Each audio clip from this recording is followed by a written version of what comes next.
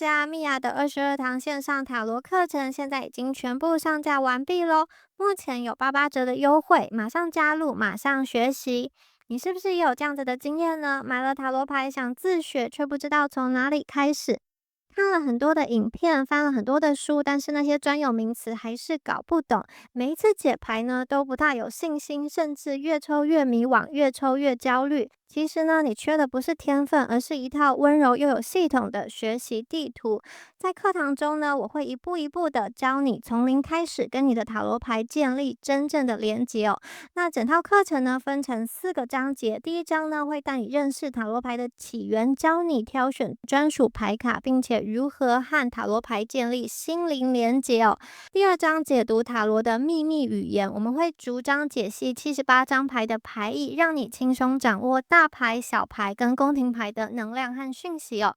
好，第3章呢，我们进入到实战演练的部分啦。好，在这个章节呢，不管是爱情、事业还是人生课题，我们都会用实际的案例带你练习，帮你打下扎实的基础功。好，第4章呢，进入到大家最喜欢的部分了，塔罗牌结合显化法则。好，这个时候呢，塔罗牌不只是答案，更是创造丰盛人生的魔法工具。在课程的最后呢，我们还有一个温柔又有力量的毕业仪式。你会亲手为自己抽出灵魂礼物牌，接收来自宇宙的肯定跟祝福哦。你会发现，这不只是一门课，更是一段自己和内在力量重新连结的旅程哦。好，这门课呢，适合哪些人呢？如果你是完全没有基础，想要从零开始的学员，适合你。如果你已经具备基础，但是想要提升解读能力的占卜爱好者，也很适合你哦。如果你是想要透过塔罗牌探索自己、转化信念、吸引丰盛的人，非常适合你。如果你想要成为专业的塔罗占卜师，打造你的副业的话，这堂课也绝对可以帮助到你哦。准备好开启你的塔罗旅程了吗？希望大家可以赶快加入，让我们一起成为灵性学习的好伙伴，一起探索未知，创造你的丰盛人生。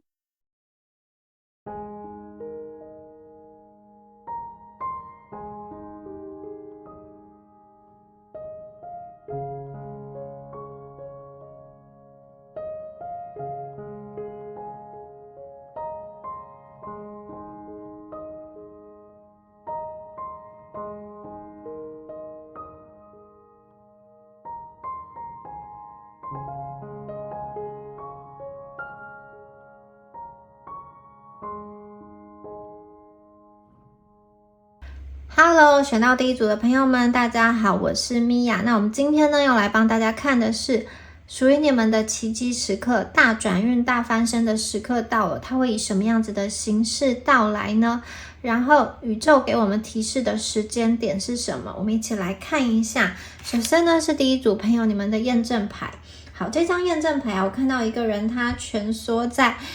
角落中，他的背后好像有很多的手要来跟他抓取还有索求，所以第一组的朋友啊，我觉得你们内心其实一直都有一个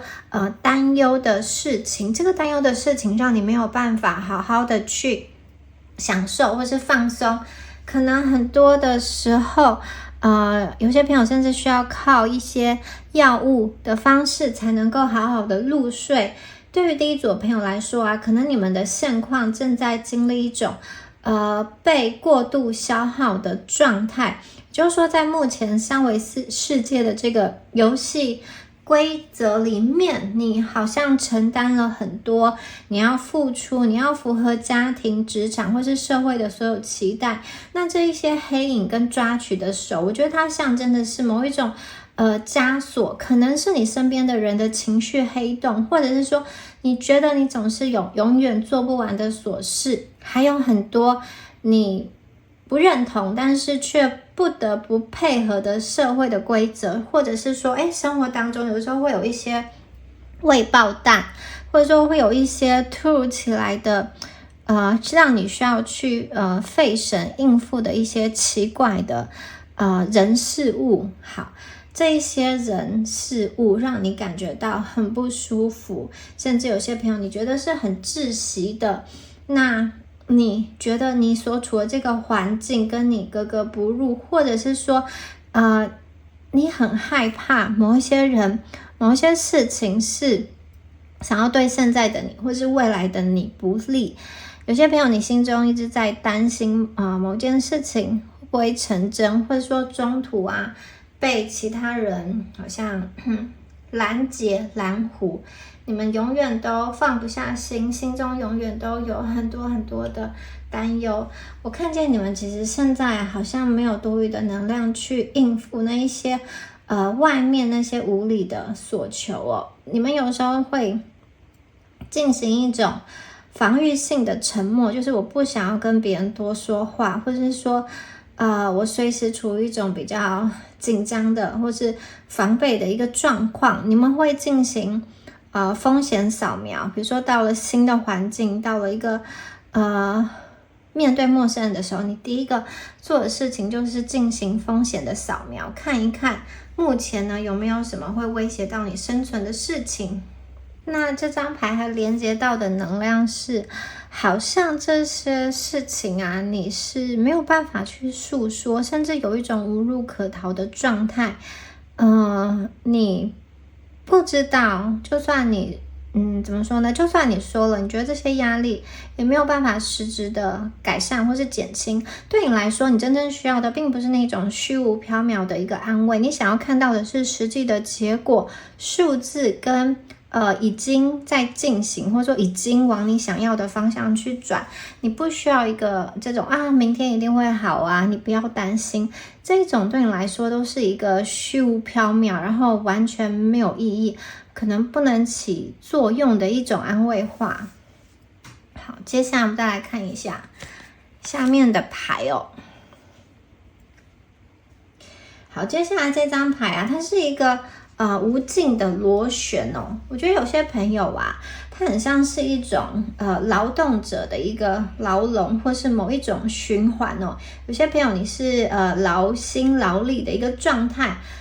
你会觉得自己好像在玩一场生存游戏，你在一个巨大的螺旋中不断的奔跑，你其实很想要逃离这种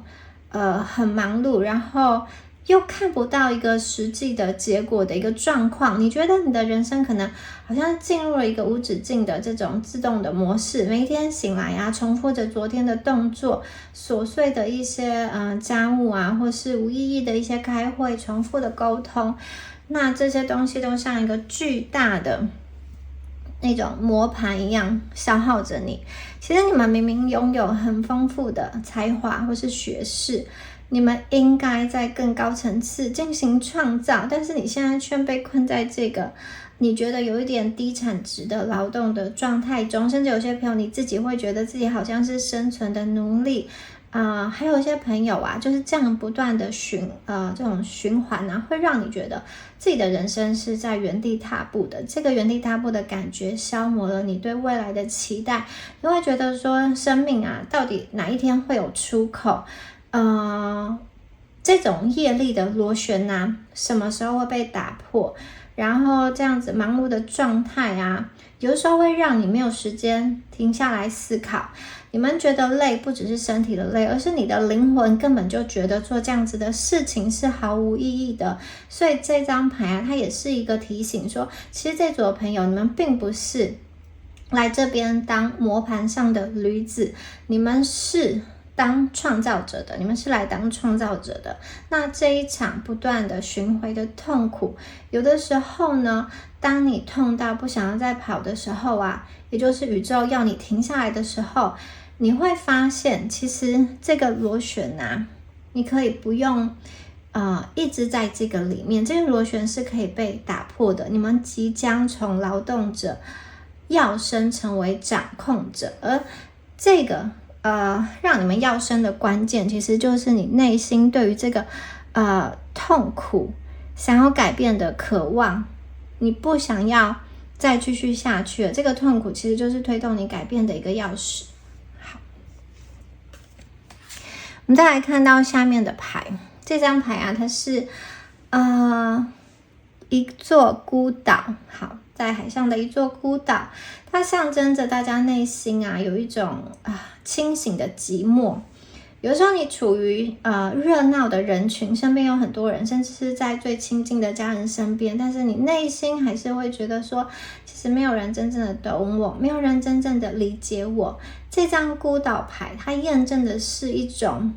灵魂层级的孤寂。其实第一组的朋友，你们拥有一种能够看穿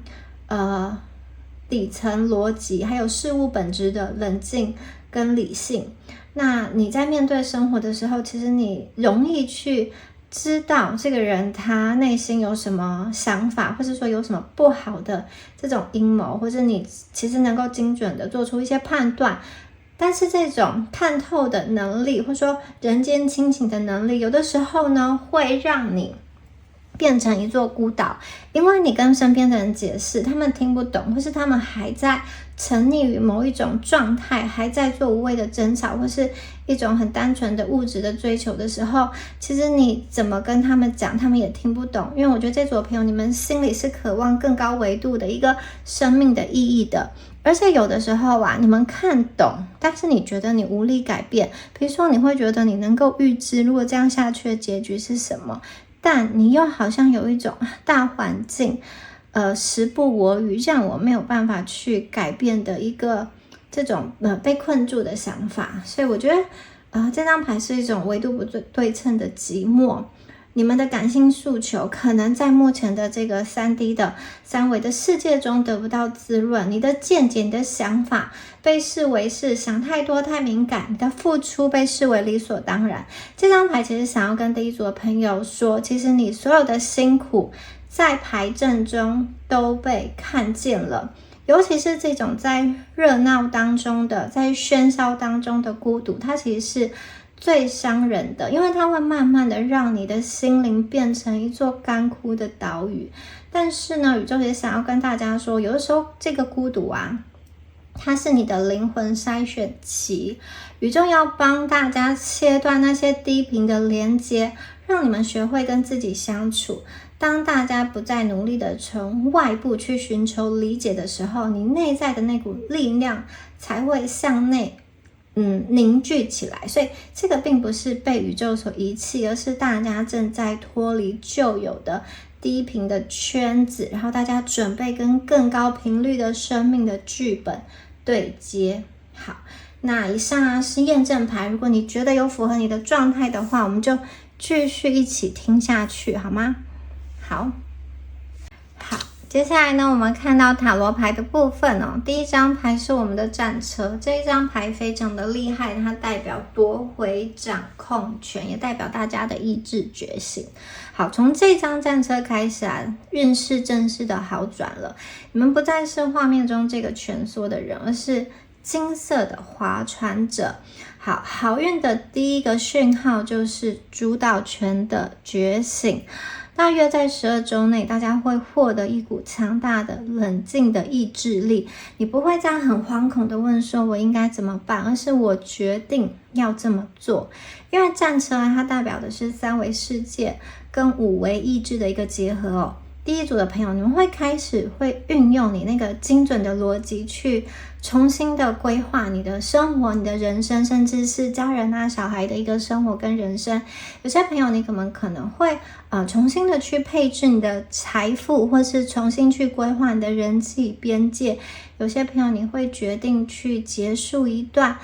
消耗你的关系或是工作模式。战车想要告诉大家好运不是等来的，是你主动滑向前。当大家不再去当命运的受害者，不再把自己困在这个受害者的模式，不再允许别人去插手你的人生跟行程的时候，接下来你们会感觉到一种前所未有的力量感，因为大家会把散落在别人身上的这些能量收回来，放到自己的这个船桨上。所以这是一场主导权的争夺战，最后你们会获胜。接下来呢，第二张牌，好，我们看到的是塔罗牌的恋人哦。哇，这张牌代表的是你更加的爱自己了，内在合一跟频率对齐，大家迎来这张温柔的恋人牌。首先呢，是在灵性层面呢，我看到第一组的朋友的内在的理性跟感性的能量达成了完美的和解。你不再去责备那个感觉到疲惫，有时候会想害怕、想逃跑、想要躲避的那个你自己。你会用你自己强大的理性去保护你脆弱的感性。我看见当你的内在跟外在达成一致的时候呢，整个环境、整个实相会跟着翻转。好，翻转的时间点，请大家留意一下，6月到9月这段时间呢，你会遇到一个很重要的共识性的事件，它可能是一个跟大家灵魂高度契合的贵人、合伙人，或者是一个让你感觉到这个就是我想要的生活，这样子的机会的开端。我看见很多的第一组的朋友，你们开始学会什么是真正的爱自己，而不是为了某一种物质的安全感去牺牲灵魂的自由。我看见你们会开始站在自爱的角度去做选择。好，你会发现原本卡住的事情奇迹般的顺畅了。这张牌代表大家的频率已经提升到足以能够去吸引丰盛的阶段。你们不再是为了生存而战。接下来第一组的朋友，你们是为了喜悦而活着，去感受、去体验生命当中所有美好的事物。好，接下来看到的是权杖一哇，权杖一，大家看一下这张牌，你们手上握着的火炬，它是点燃造物主的火种，也就是大家你们翻身的第一个奇迹、第一个机会，或是第一桶金。我觉得这个对应到大家梦寐以求的生活，或者是一种不需要再靠体力换钱，而是可以靠着大家的眼光、频率跟热情来创造价值哦。这个火呢，它是一股猛火，代表说你的某一个想法、某一个投资，或者是某一个在心中潜伏很久、想很久的计划，得到了宇宙的认可，突然的引爆，或者是翻红，或者是大卖，或者是就是大量的迎来好评，或是投资很精准的获得了翻倍再翻倍的一个成功哦。这是一个能量下载的时刻大家会突然接到一个让你觉得心跳加速的灵感或是机会，它也可能是一个全新的事业版图，或是让大家成为单纯的一个打工人变成要升成资本家的一个关键的一个转折。而且这种运势它是一个爆发性的，它通常发生在大家决定行动之后的48个小时以内就会去被点燃。所以宇宙其实是在测试大家的决断力哦。你看到机会之后，不要用旧有的恐惧的模式去评估，不要用这种旧思维去衡量，要用你的热情去回应。这一把火绝对会烧掉前3张验证牌的阴影跟委屈，让大家的人生正式进入到开创模式。这不只是一个机会，而是你生命权威正式的确立。好，大家要记住这张牌。接下来呢，我们看到的是权杖的侍者。好，火炬点燃之后大家就会像这个很可爱的小人一样，在金色的丰盛的大树旁边开始你的新生活。你不再觉得你现在的人生工作是一个消耗，而更是你会觉得这很像是一场游戏，或者说服务人群的一个使命。你们可能会收到许多充满希望的好消息，一封录取信，或是一个合作的意向，或者说你一个关注很久的领域，或是一个方向向你招手。我觉得进入到这个阶段的你你的心态变得很轻盈。你们不再是过去那个被生活琐事折磨到满脸疲惫、满脸倦容的人，你的眼神开始发光权杖侍者代表的是新鲜的能量，你会开始去尝试各种可能，比方说学习新的科技啊，进入新的这个理财的领域啊，或是用新的身份去社交。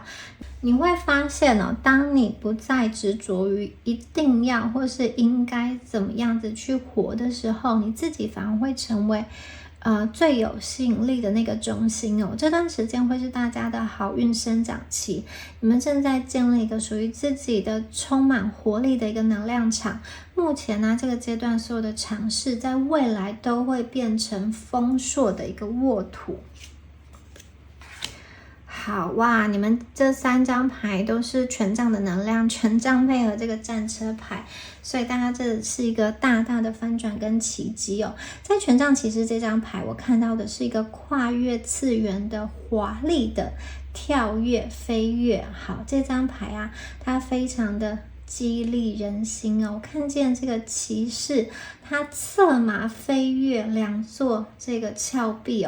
代表说哇，第一组的朋友，你们彻底的跳出那个让你觉得很窒息的旧的世界、旧的次元，你们的人生的这个节奏，它会瞬间的快马加鞭的加速的往前走，这个是属于大家的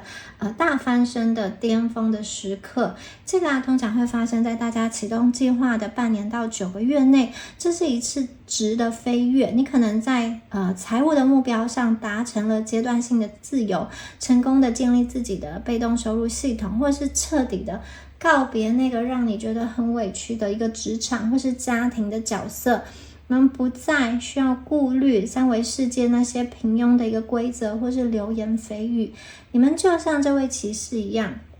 你的眼中只有远方的巅峰，你们赢回了时间的掌控权，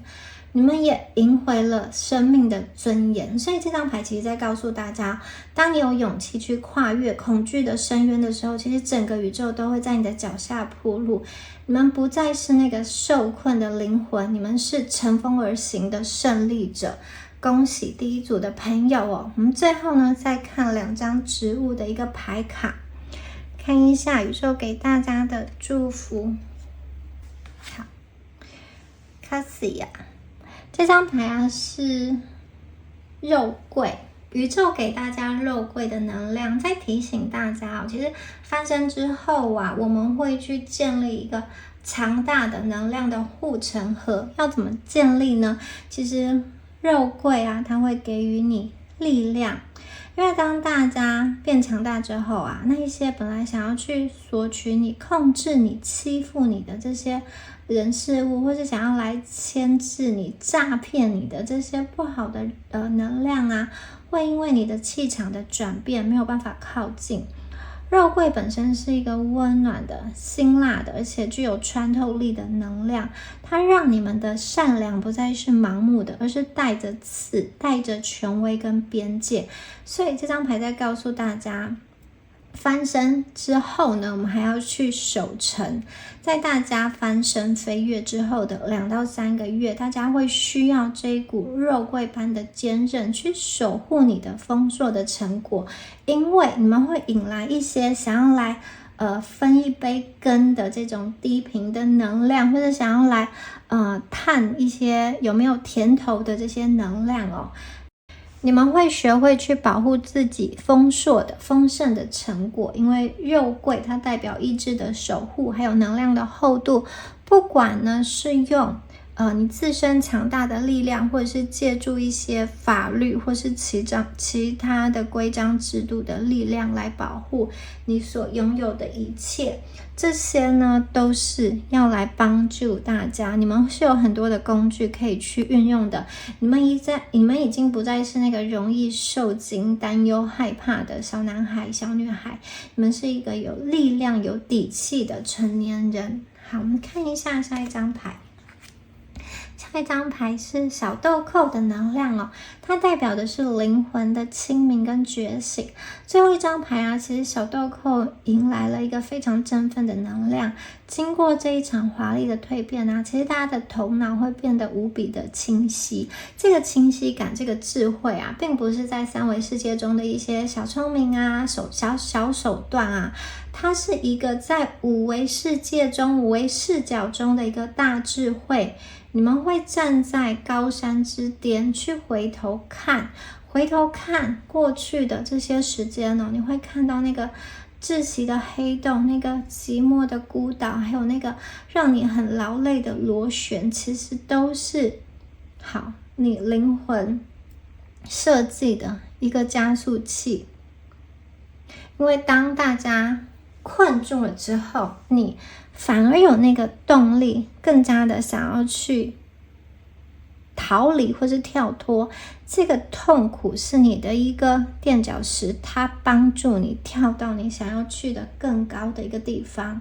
小豆蔻它代表的是一个清晨的曙光，它过滤掉所有这种无谓的情绪的杂讯。我觉得看到最后的大家其实很清楚的知道你自己的每一分精力该花在哪里，每一分资源该往哪里投。你的心情就像高山上的空气一样干净明亮。所以这一场翻身之旅，它的终点不仅仅是财富自由，而是你终于找回了你自己。你们不再是那个被生活推着走的受害者，你是一个优雅的、从容的，而且可以精准的掌握自己命运的一个造物主。你们的生命从此以后会开启一个新的循环，这个循环是属于自由的、丰盛的、清明的、神圣的维度。好，最后想要跟第一组的朋友说啊，你们的人生真的辛苦了，因为从验证牌可以看出，你们真的受过很多的委屈，经历过灵魂暗夜，以及你在这个黑暗的环境下，你仍然去苦苦的支撑着，去追求着那一丝希望。请相信哦，接下来你们的人生会不一样的。这个旧的时间的模式要跟它告别了。我们拿到了新的牌，这是你的新翅膀。翻身的时间点就在大家看完这一组占卜，然后决定不想要再受苦的那一刻。好，当大家看完这组占卜之后啊，很多人会开始真正的要为自己下一个决定，或是要为自己去争斗，要去争取。你们决定不再受苦的那一刻，你的新的人生就已经展开。很多的事情是你之前不明白不知道，但是你现在知道了，你觉醒了，你会发现其实自己是拥有快乐的一个权利的。好，恭喜选到第一组的朋友。那这边也提醒大家，米娅的线上塔罗课程目前有很多的朋友一起加入，一起学习。那如果你也想给自己一个机会，想要透过牌卡来了解自己，找回丰盛人生的话，也很欢迎加入这门课程。好，祝福选到第一组的朋友，我们下次影片见咯，拜拜。第二组的朋友们，大家好，我是米娅。那我们今天呢，要一起来帮大家看一下属于你们的奇迹时刻，什么时候会翻身，什么时候会逆转胜，它会以什么样子的形式到来，还有宇宙要给大家什么提醒哦。好，首先呢，我们来看一下第二组朋友你们的一个验证牌哦。哇，第一张牌的能量就很厉害哦。这张牌呀，它是一个星空下的灵魂的交接，也就是说我们看到一个人呢在深夜里跟另外一个发光的影子在对话。对于第二组朋友来说啊，这个能量连接到的是一场跨时空的一个能量的交接哦，也就是说这组的朋友，你们正在接收前世的自己给你的一个暗示哦。这组的朋友啊，在你们的人格特质中，其实天生就带着很强的直觉跟灵性的特质哦。你可能会发现，好，你自己呢，在做梦的时候，或是闭上眼睛的时候，会感知到一种不属于这个时空的声音在引导你。像这张牌出现的这个发光的影子啊，其实就是前世的大家，或者是你的灵魂的祖先，他们正在跨越星空，向你伸出手，要把你那些被尘封的才华、智慧，甚至是你原本就应该要有的这些财富的能量，正式的移交到你的手上。也就是说，这组朋友啊，你过去或者说到现在，你都会觉得说，自己跟这个世界有一点点格格不入。为什么呢？那是因为你的频率已经不再跟身边那些只喜欢聊八卦或是聊琐事的人同步了。你们正在进行一场灵魂的对接，所以呢，在外界看起来啊，生活当中有些事情会让你觉得有窒息感，那其实是因为旧有的这个身份的框架太小了，装不下那些你即将觉醒的强大的能量哦。你的祖先或是前世的你，其实在提醒你说，不要留恋这些平庸的一个设定，因为你们原本就是带着使命感跟天赋所来的。所以当你感觉到孤独，或是当你想要闭上眼睛跟世界断联的时候，其实这个是你在跟你的灵魂团队进行对话，你正在脱掉那些不属于你的频率，帮助你找回真正的根源。大家，你们并不是一个人在这个体制内去苦撑，你的背后啊，其实是站着整支的灵魂的军队。这组的朋友啊，这张牌想要告诉你说啊，你的翻身是因为你拿回了本来就应该属于你的灵魂的资产。好，我们看一下第二张牌的能量。好，这张牌是星空图书馆哦。我看见你们正在读取你的阿卡西记录。当你跟前世的灵魂对接完之后呢，第二张牌就显示了你们进入到一座无边无际的图书馆。这个并不是普通的读书而已，而是你正在读取你人生的一个生命的大数据。我觉得你们的人格特质中有一种很极致的清醒，你并不满足于现况，就是你会想要去探索，你会想要去看看这个世界有多大，因为你的内心深处知道我并不止于此。所以我觉得这段时间啊，你可能会疯狂的想要学习，想要研究，或是对于灵性啊、命理啊，或是一些心理这些议题领域产生出极大的兴趣。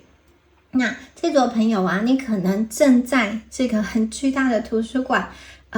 一点一滴的探索，一点一滴的去拼凑出你这辈子真正的一个游戏的蓝图。好，这边呢有一盏灯，这一盏灯呢其实就是大家的神性之光哦，它让你看穿三维世界的骗局。你可能会发现，你那些曾经很拼命在守护的一个职位、薪水或是别人的评价，其实在你灵魂的永恒地图里面，那只是路边的一颗小石头而已。所以呢，你不再为了一次好像考核的挫败，或是一次意外的这个薪水的一个失去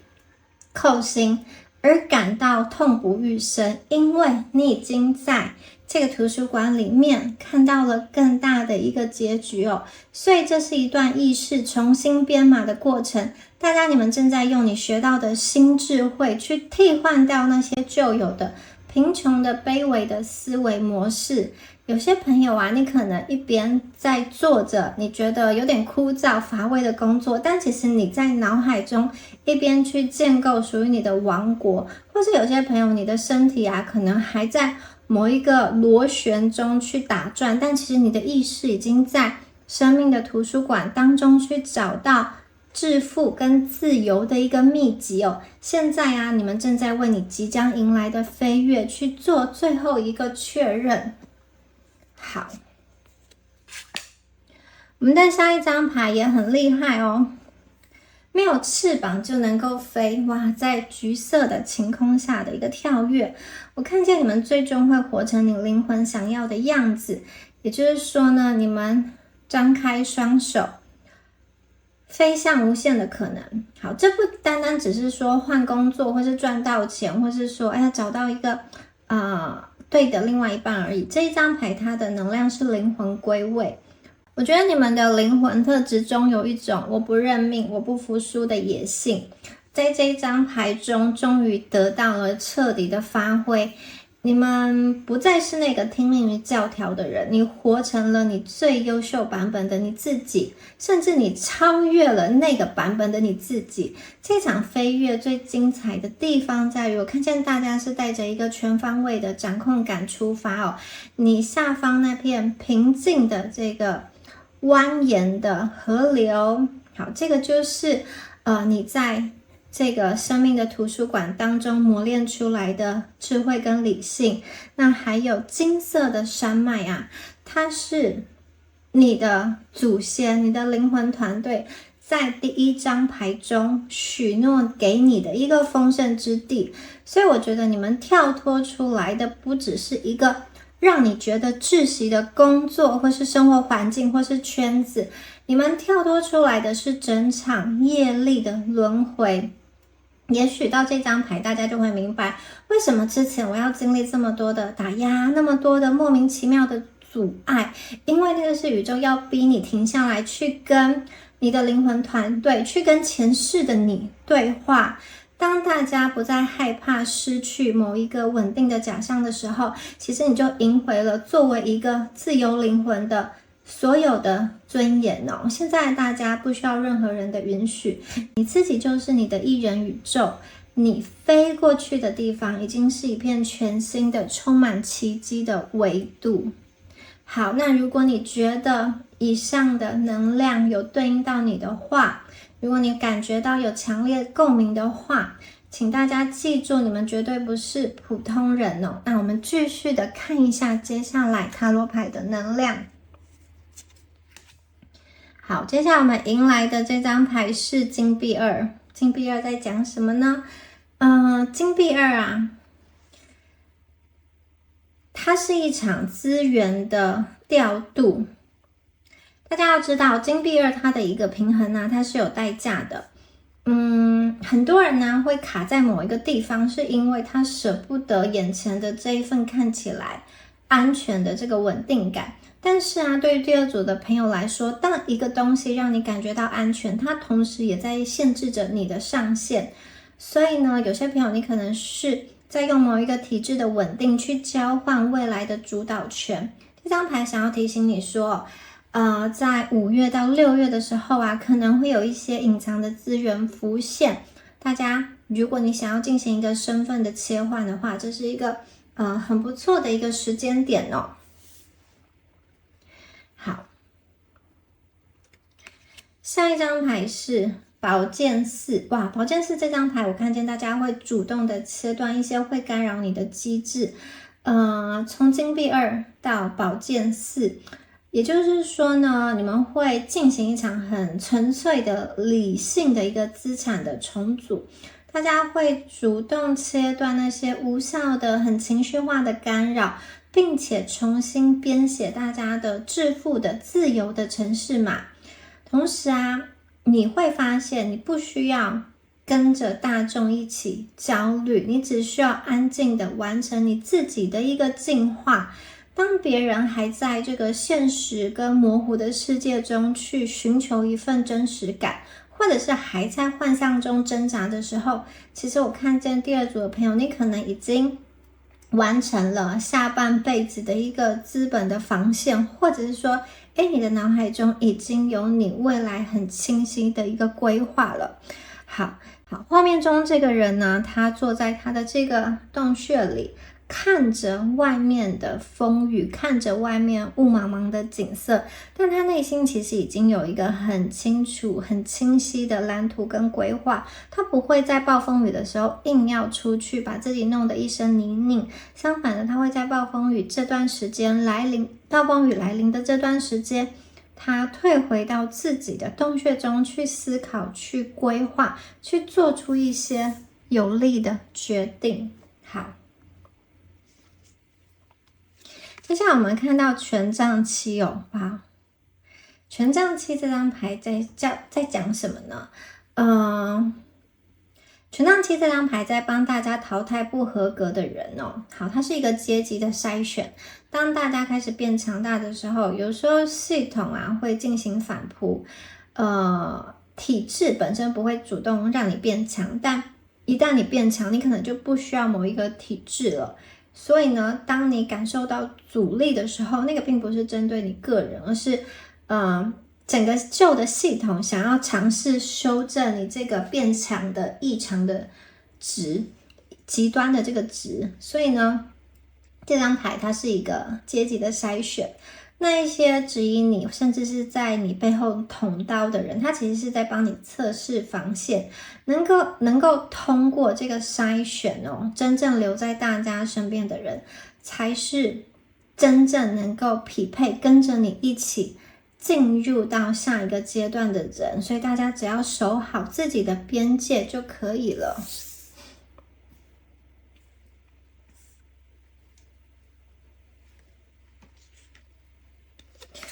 我们接下来呢，看到这张牌是金币国王，这张牌很厉害哦。你们最终呢是资源的掌控者，你们从资源的调度者金币2正式登基成金币国王掌控者，你们开始会用一个这种资产回报率来思考，而不是用时间换收入的思考模式。而且呢，金币国王的核心不在于你现在有多少存款，而是呢，你学会了开始让钱去替你承担风险。很多的朋友啊，到年底啊，你们会拥有一套自动运转的系统。当你站在这个位阶的时候，所有的打压都会自动消失，因为你已经不跟他们玩同一场游戏，你已经跳脱出来，在另外一个赛道上面了。好，接下来呢，我们看到权杖3哦，哇，这张牌很厉害哦。你们的翻身啊，不再只是想象哦，因为你们已经站上了制高点。你们手中握着是权威，眼中看见的是未来哦。这张牌啊，跟出国或是合作或是扩张有关，它代表的是你生命主权的正式扩张。在9月、10月的时候，很多朋友会收到一个来自远方的邀请，或者是一个跨领域的重大的消息。这个机会它并不是天上掉下来的，而是因为你前面精准的筛选了阶级，那些低频的噪音消失了，所以远方的大船才能够看见大家的信号灯。你会发现你不再局限于某一间公司或是某一个职位哦，你的个人品牌或是你的技术会在你以前接触不到的圈子开始发酵，而且这组朋友你会开始看见资产回报的一个愿景。这张牌要大家大胆的去做梦，因为你们现在的站的位置已经足够高到你可以看见未来的5年到10年。那同时啊，这边有一个提醒，就是权杖3它是要往前看，所以请不要一直频频的回头。很多人看见远方的船会害怕，会觉得我还没有准备好，所以又缩回到旧有的安全感里面。但是现在大家你们真的已经站在山顶了，除了往前走往前飞，你没有退路。这张牌就是你伟大航道的一个启动书哦。好，看一下我们最后的2张牌哦。第一张牌是我们的蜡菊哦，这张牌代表的是清创跟原谅。在大家你们在正式登基成国王女王之前啊，在开始远征之前啊，宇宙为什么要给你们这张蜡菊呢？蜡菊在能量上被称为永恒之花，它的功能呢只有一个，就是要帮助大家处理那些深埋在骨髓里的创伤。为什么你们的翻身会需要这张牌呢？因为你在过去的体制里面真的被伤得太重了，你可能曾经被你最信任的人伤害，或者说你明明为了公司拼死拼活，最后却被当成随便都可以被丢弃的一个耗材，或是被抹黑等等的。虽然你们现在看起来很冷静，但是你心中的一个怨气还在。但是蜡菊想要告诉大家带着恨意的你是没有办法爬到最高峰的。如果你翻身的动力是为了报复的话，那么你的频率会被那些低层次的人锁定着、绑住着。你无论赚再多的钱啊，你心里还是那个受伤的小孩。所以蜡烛的能量在帮大家做灵魂清创。你要原谅的不是伤害你的烂人，你要原谅的是那个曾经受委屈，不断的想要证明给别人看的你自己。所以呢，原谅是为了让你的能量场变得清爽。当你能够平静的对过去的那些事情说谢谢你，好让我长出现在的这对翅膀的时候，你就彻底的脱离了那个旧的系统。你们不再是为了生存而战的战士，你们会成为一个为了创造而生的王者。所以呢，当清创完成的那一刻，大家会真正的拿回自己的主导权。好，最后一张牌是麦卢卡。这张牌很珍贵，是因为它具有一个强大的抗菌的能量跟转化的能量哦。它也对应到我们前面的一个权杖七跟金币国王的能量哦。它在教你如何去构建一套坚不可摧的你个人的一个系统。好，转化胜过对抗。大家在翻身的路上一定会有阻力，这个体制会想要修正你。但是呢，麦卢卡这张牌告诉你说，你不要去硬碰硬，要学会转化。你们是国王，你们是女王，你们的防御不是靠吵架，而是靠整个系统。就像麦卢卡它可以转化细菌一样，你会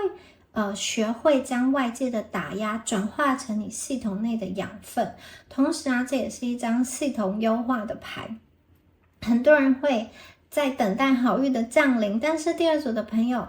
告诉你们，当你们的频率对了，好运不只是降临，而是被你整个系统性的吸过来。也就是说，这张牌啊，像是帮大家建立自己的一个能量防疫站，你会有一套具体的策略来保护你的注意力，保护你的时间，保护你的资产。也就是说，你的翻身它是一个可持续性的永久的过程哦。你们不能只靠一时的爆发力，你需要像麦卢卡树一样，在干旱的时候也能够向下扎根。也就是说，我看见你们会开始真正的掌握财商策略跟权力的运作。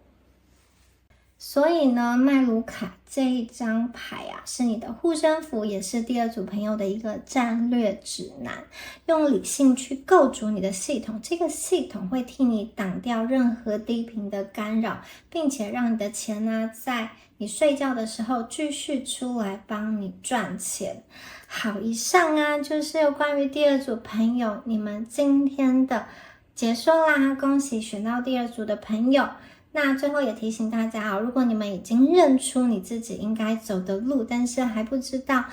接下来的第一步应该怎么做的话，大家也可以参考米娅的一个塔罗课程，透过牌卡的学习，用对的方式去掌握你的资源。好，我们下次影片见咯，拜拜。Hello， 选到第三组的朋友们，大家好，我是米娅。那我们今天呢，要来帮大家一起看一下属于你们的奇迹好运，什么时候呢会从谷底翻身，还有宇宙呢要给大家的一个提示跟提醒哦。好，首先呢来看一下第三组朋友你们的验证牌哦。我们的第一张牌啊，哇，这张牌呢有一个人他低头看着手机哦，然后脑海中有一大堆 app 的这个图案。这张牌啊，很可能就是第三组朋友你们这段时间的一个写照。你们这段时间呢，可能非常的焦虑，或者是说非常的被手机塞满你所有的时间，你可能就漫无目的的一直滑一个 app， 然后一直追剧，或是说一直在反复的浏览某一个人的动态等等的。可能你的大脑就像开了无数个分页，然后每一个分页都在消耗你们的记忆。有些朋友呢，你们看的是通讯软体上的这个通知你的一个讯息，或者是说你日历上的待办的事项，或者是在社交平台上看到其他人精彩的生活，好多好多的声音哦，在你的脑海中不断的出现。那你可能发现自己陷入一种无意识的循环，早上醒来第一件事情是抓起手机，睡前最后一件事情也是要滑你的荧幕，所以你的情绪有时候会被外在的讯息牵着走，或者说你必须要靠这种不断的去看手机来停止脑海中不去想某一个巨大的会让你害怕的一个事件。有些朋友真的在这样子的过程中有一点数位的成瘾，或者是说这个状态也是你自己愿意的，因为你在逃避的某一些东西。好，那接下来我们再来看一下这张牌。下一张牌很有趣哦，它代表的是一个承诺跟契合，它代表的是灵魂的一个定锚哦。有一只手正在为另外一只手戴上金色的戒指，它代表的是承诺、契约跟亲密的关系，或者是说你自己跟自己达成某种协定。有些朋友可能在现实生活当中啊，你其实是在等待或是在期待一个承诺的形成，或者是说在你目前的生活状态中有一个核心的支点正在形成，它可能是一段稳定关系的深化，或者是你对于你自己，你终于决定要去许下或是要去做某一个重要的人生的目标。那从第一张牌的状态到第二张牌其实第二张牌戴上戒指这张牌啊，很像是在这个纷乱的世界中唯一可以让你感觉到安定的一个解药，也可能它象征的是一个神圣的约定。有些朋友也许这个是象征着目前生活当中有一个人是你靠近他或是看见他，你就可以把心安定下来。那戒指它也代表着边界感跟专注。那如果你觉得你现在的生活有一点支离破碎的话，这张牌是也验证到大家需要的是一种减法的人生哦。这个戴戒指的动作象征着大家要跟某一个核心的目标、某一段深刻的关系，或者是某一个真实的自己去结盟、去定盟。当你愿意为一件事套上戒指，就代表说你必须对剩下的100件事说不。所以这个是一个承诺的重量，也是一种灵魂的解脱。所以呢，这张牌也鼓励大家在这个烦乱的生活当中选择一个专一的投入的这个事件。它可能代表的是关系的升华，或者是在事业上你终于确立了你接下来所想要投入的这个志业。这张牌它追求的不是一个快速，而是一个稳定感。戒指啊，它是一个能量的闭环，所以它告诉你说，请你收回散落在第一张牌里面那些琐碎的关注点，把能量聚焦在这一枚小小的戒指上，去做出唯一的选择。这样子的话，这种漂泊不定的焦虑感才会真正的消失哦。真正的自由不在于你有很多的选择，是在于大家你终于知道自己是为什么停留，愿意为什么停留。好，那我们看一下第三张牌。第三张牌是一种繁花盛开，各式各样的花朵，有这个蒲公英啊，有栗树啊，还有这种不同的小花聚集成群哦。它是一种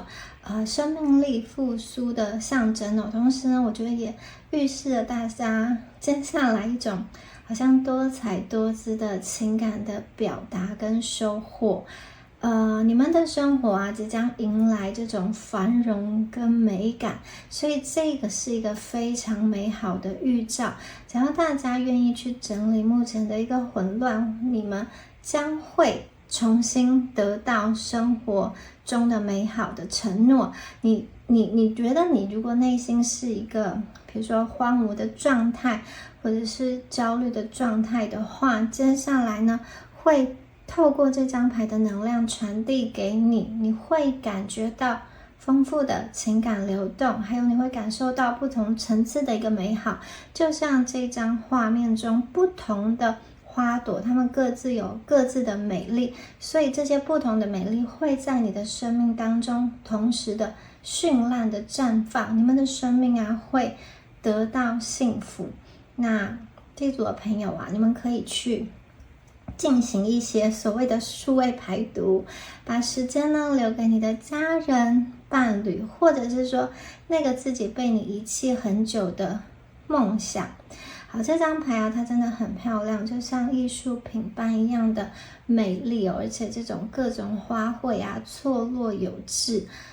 你们的生活会迎来一种有秩序的繁荣，它很像是一种经过心灵修剪之后呈现出来的一个优雅跟和谐。也就是说，我看见接下来第三组的朋友，你们会学会专注，会学会爱，你们生命当中、生活当中的各种面向啊，感情、生活、工作、自我成长都会产生一种共振，你们会拥有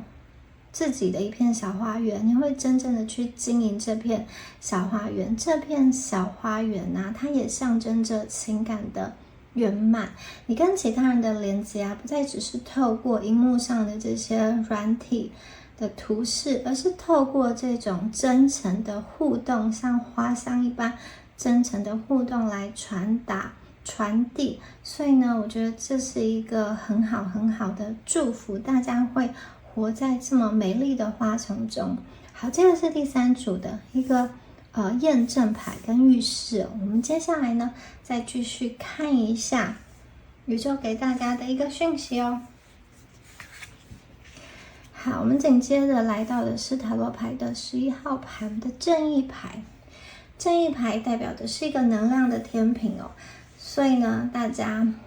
你们迟来的公道要来了，它可能会以一个法律或是行政补偿的方式去抵达。比如说，如果你过去遭遇了职场上的一些不公平，或是你的名誉被抹黑，或者是说你实质的金钱资源款项被拿走，或是被恶意的扣下等等的，现在好，正义牌的出现代表说宇宙的法律正式介入到大家的现实生活当中哦，它要让事实去归位。那些曾经利用体制来压迫你，或是透过一些匿名检举来重伤你的人，他们将会踢到铁板。那想要告诉大家的是，你们会迎来文件跟合约的一个胜利。你们在法律的程序啊、合约的谈判啊，或是一些官方的申诉上，你会获得压倒性的胜利。你们不需要再嘶声力竭的去辩解，因为证据会替你说话。而且正义牌它也是一个保护伞，它告诉你说，当你站在真理这一边的时候呢，这个体制啊就会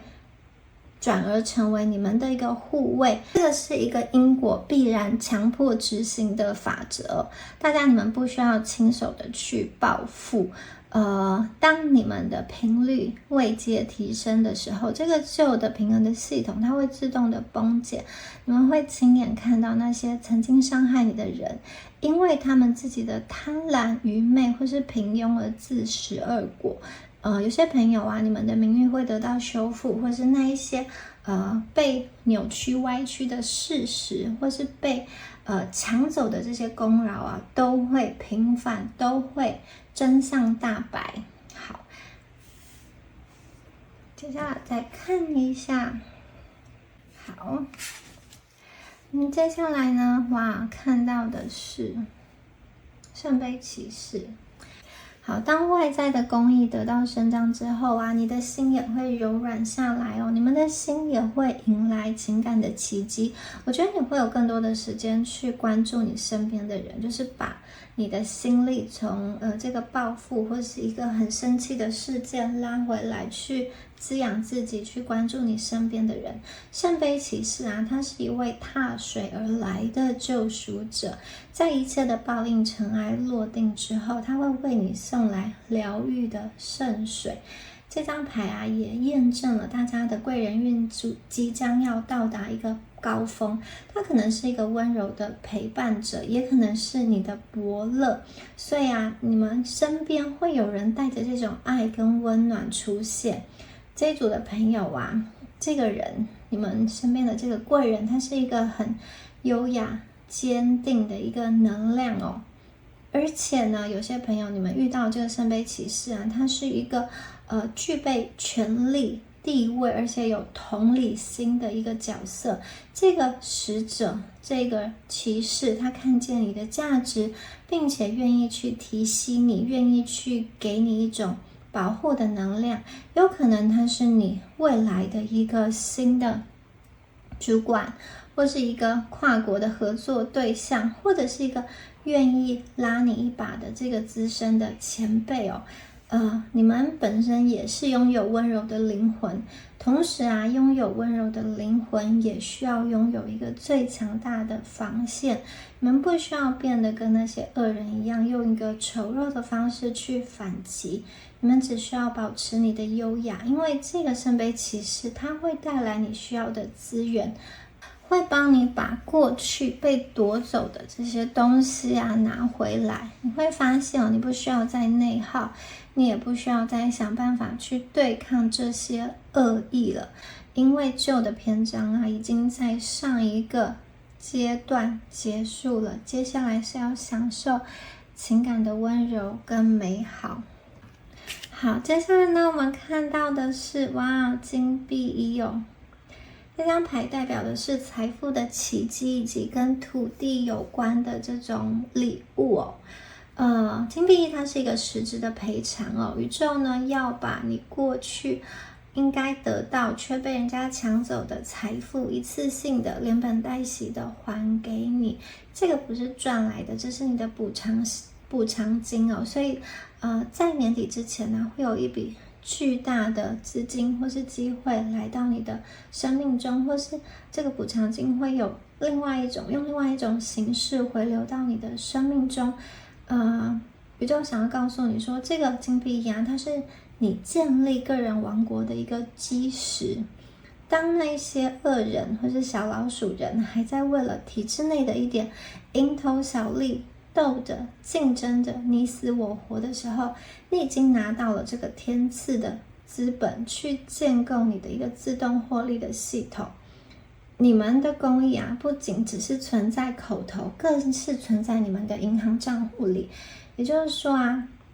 如果过去有人试图想要让你陷入财务困境的话，他们是没有办法笑着得逞的，相反着他们还会很惊讶，因为你得到了金币的能量，这样子的保护是一个很实质的好运的奇迹哦。所以大家这张牌验证你的财运即将翻红了，可能你的投资啊出现了意料之外的一个增值。好，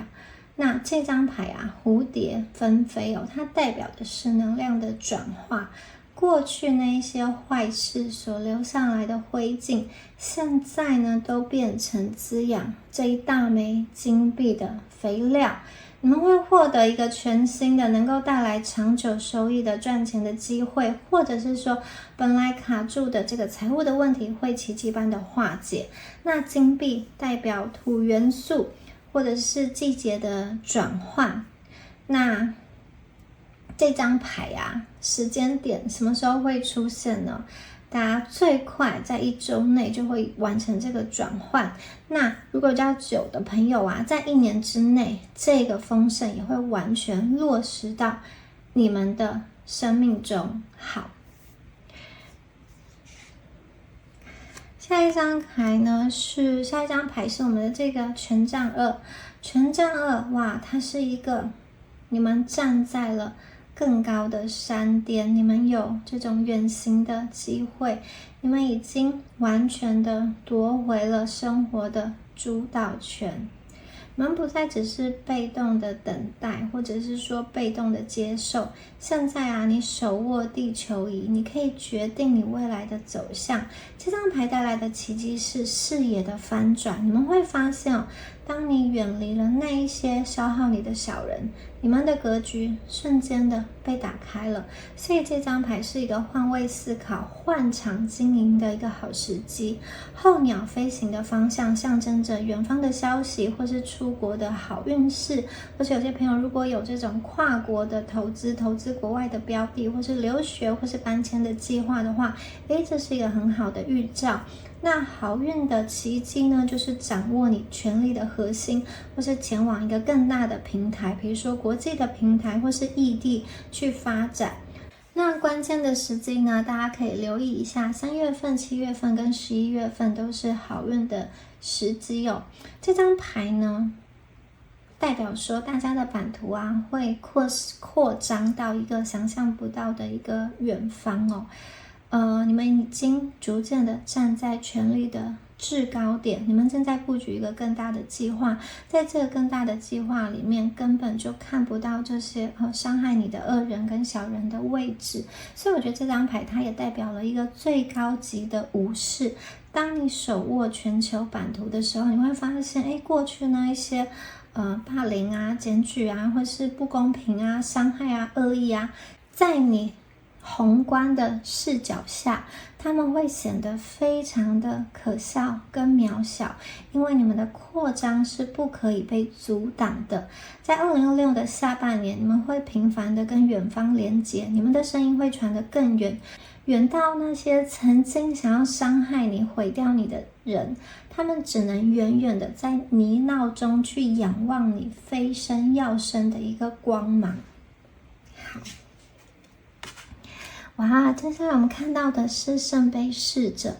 哇，这张牌我觉得有一种心灵的重生的能量，同时它也带来了一个意外的美好的惊喜哦。这张牌代表的是灵感跟纯真的一个快乐，大家你们不再带着恨意生活，而是回到一个侍者的最纯真的状态。你们即将迎来一个很精致美好的惊喜，它可能是一个新的生命的到来，或是一个充满灵性的爱好，或者是说某一个让你破涕为笑的安排，或者是礼物等等。这组的朋友啊，我看见你们其实不断的再去为你的未来积德，你现在所种下的善事善良，未来会转化成更长远的一个好事。侍者呢，它代表年轻跟起点，所以啊，你们的这些不经意的美好可能会发生在早晨或是一个月的月初的一个能量哦。我看见纯真回归到你的灵魂中了，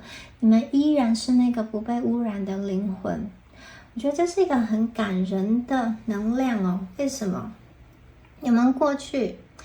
可能有一段时间因为不公平，你的内心渐渐的被啃食。有一些朋友你可能黑化了，你不想要再这么善良了，你想要用他们的方式去加倍的报复他们。但是现在我看见，在这一切经历之后啊，你的灵魂还是有那一份未曾磨灭的灵气跟善良。所以恶人最后输了，他们没有能够影响你，没能够把你拉到跟他们一样坏的地方。恶意者最想要看到的是什么？是你变得跟他们一样愤世嫉俗，充满算计。但是圣杯侍者告诉我，其实你们最终赢了，因为你们即使经历了这些黑暗，你们依然保有对这个世界的热爱，你们依然能够创造出令人心动的一个作品。我看见你们内心有一个纯粹的灵感跟创造力，还有想法，这个就是你一个最强大的护城河。好，所以你们不仅拥有了财富、金币一的一个实力，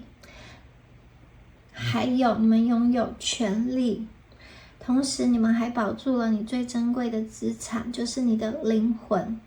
这一组的朋友啊，你们是一个手握正义利剑，但是你的心却怀有玫瑰芬芳的掌控者。到了年底，当你回首这段路，你会发现，你这一场翻身是非常非常精彩的。好，接下来我们再看一下2张植物的牌卡。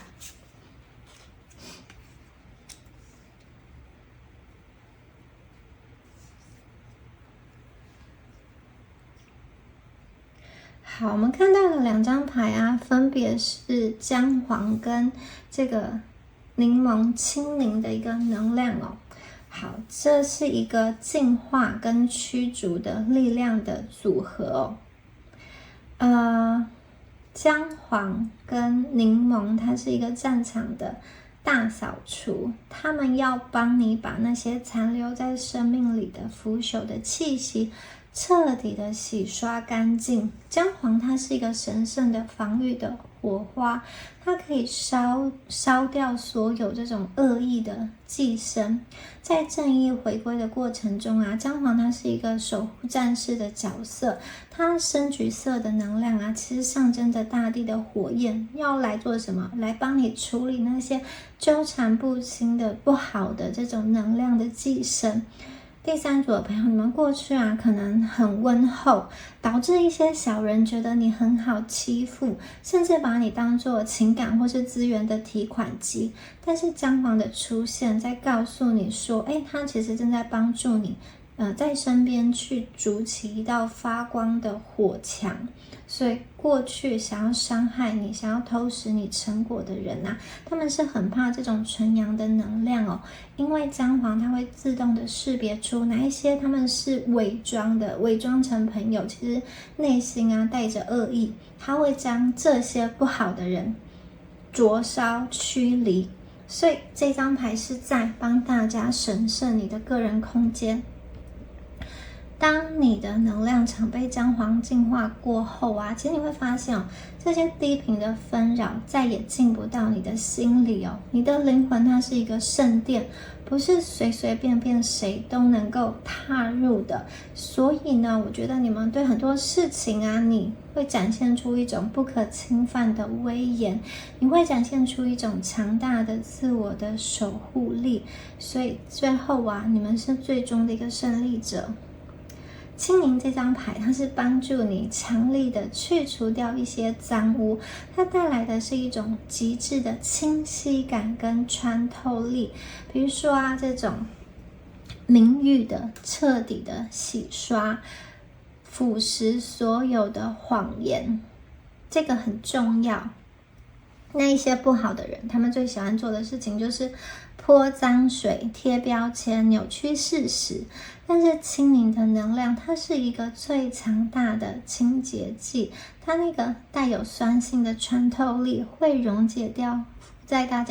附着在大家身上的虚假的指控。所以这一组的朋友，你们会感受到一股前所未有的清爽。过去可能会让你有一些，比如说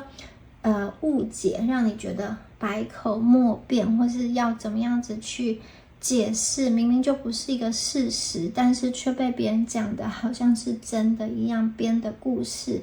因为清明的能量这些东西会自动消散，真相会露面。清明呢，会帮你把灵魂中累积的这个沉重感通通的洗刷干净。当清明去完成它的任务之后呢，你会感觉到你的身心灵都变得透明而且轻盈。所以这个是大家可以领取圣杯侍者那一份纯真创造力的关键。你们不需要再背负那些不想要去回首的过往，你们的社交圈、职场环境都会经历一场大换血。那些腐败的、带着恶意的人士会因为受不了你们这种很清爽的频率自动消失，而留下来的、留在你身边的，最终会像是清明一样，它是一个亮眼的、健康的、充满生命力的新的契机。好，恭喜选到第3组的朋友你们即将去迎来属于你们新的开始，即将去绽放你们的天命之光。最后也提醒大家，米娅的线上塔罗课程目前有很多的朋友都一起加入了。如果你也想要给自己一个新的机会，或是对于灵性探索有兴趣，想要利用牌卡来翻转人生的话，非常欢迎加入这门课。好，我们下次影片见喽，拜拜。